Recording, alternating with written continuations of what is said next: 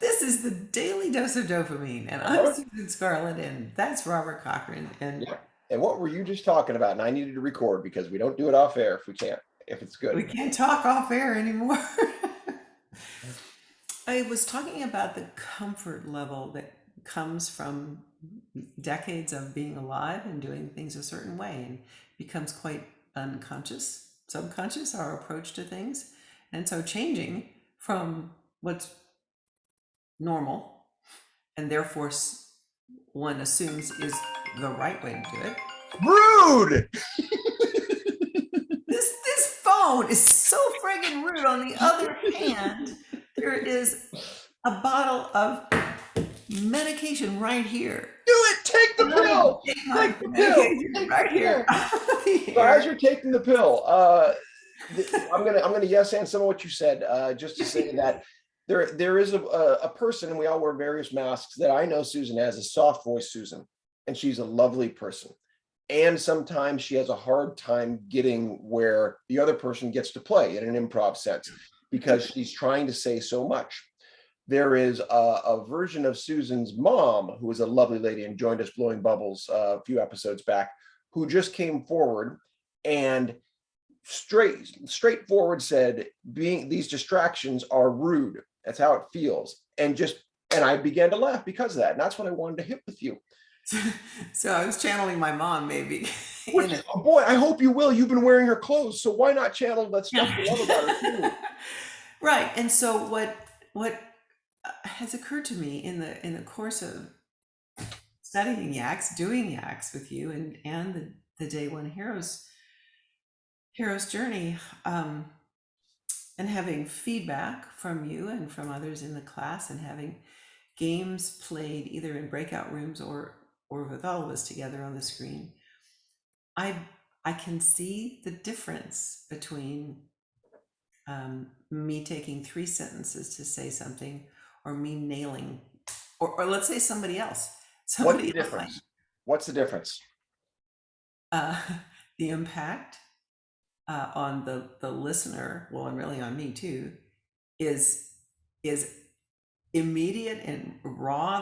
They're responding to something raw from me, or if I hear it or see it from somebody else and I burst out laughing. Those are wonderful moments. They're so um, authentic. They're right now. Why is it difficult to be that direct?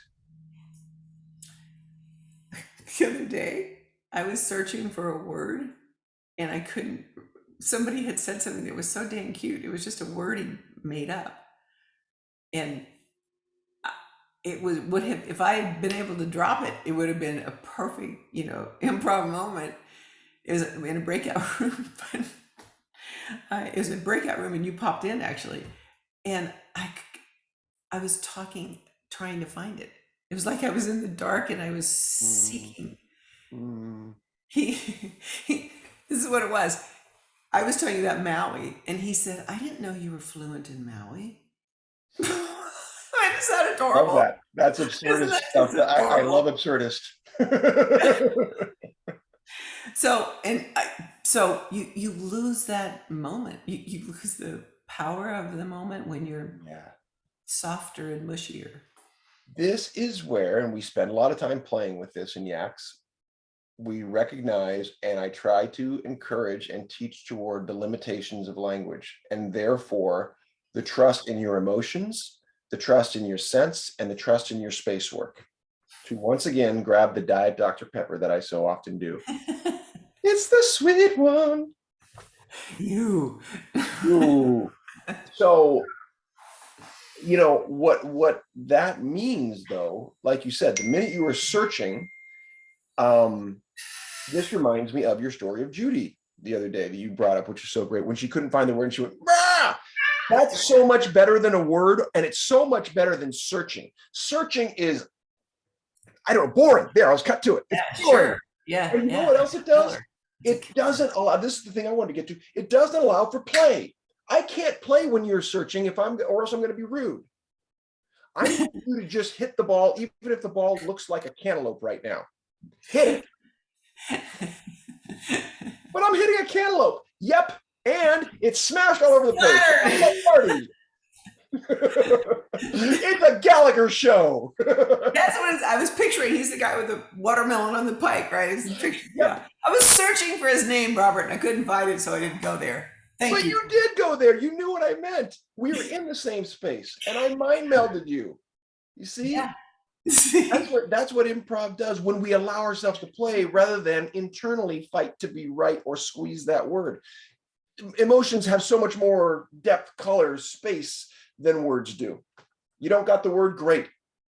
Do this. And those demonstrations when you're teaching us a new game or even reminding us how to play a game, it's the demonstration when it, at least for me, registers. And in the past, you've done it with somebody else on the screen as a right model, you know, to do it. Right. But I'm sure you're not doing that as much now because these are brand new players, or you don't want to always call on the same person all the time to help you. That's right. Well, I mean, Rachel's a ringer, so when she's around, you know, right. Shout out to Rachel.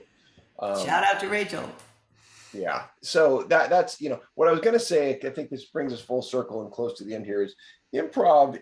If you picture it as circulation, okay, the way our blood circulates, that every time when we stop to think or pontificate too long, it's like the blood is getting backed up.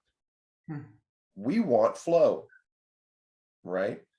And therefore we have to just kind of keep passing and moving and passing. And it's the Warriors.